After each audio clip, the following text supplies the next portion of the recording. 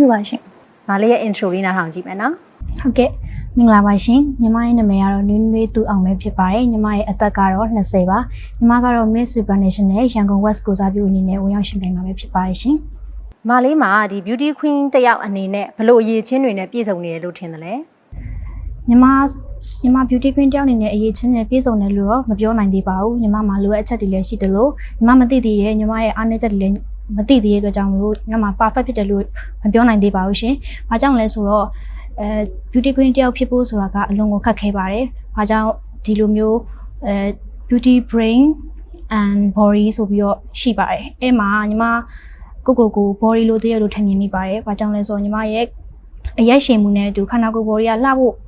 လိုတည်းရလို့ညီမထင်မြင်မိပါတယ်ဟုတ် ဆိုတော့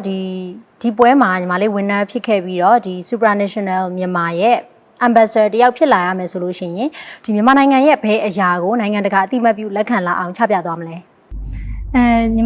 မသာဝင်းနာဖြစ်ခဲ့မယ်ဆိုလို့ရှိရင်တော့ညီမတို့ရဲ့မြန်မာနိုင်ငံမှာရှိရဲ့ယဉ်ကျေးမှုတွေ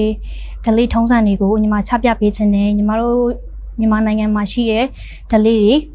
ပြီးတော့ယဉ်ကျေးမှုတွေကဘယ်လောက်တောင်မှထထဝင်ရှိရဲဘယ်လောက်တောင်မှယဉ်ကျေးမှုတွေစီကားလဲဆိုတာကိုညီမချပြခြင်းနဲ့ပြီးတော့ညီမဝန်နာဖြစ်ခဲ့လို့ရှိရင်ညီမနောက်မှာ project တစ်ခုရှိရဲညီမ project ကကြတော့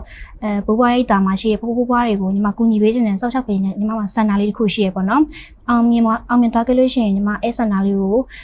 ထွန်တွဲပြီးတော့ညီမခေါ်ဆောင်သွားခြင်းပါတယ်ဟုတ်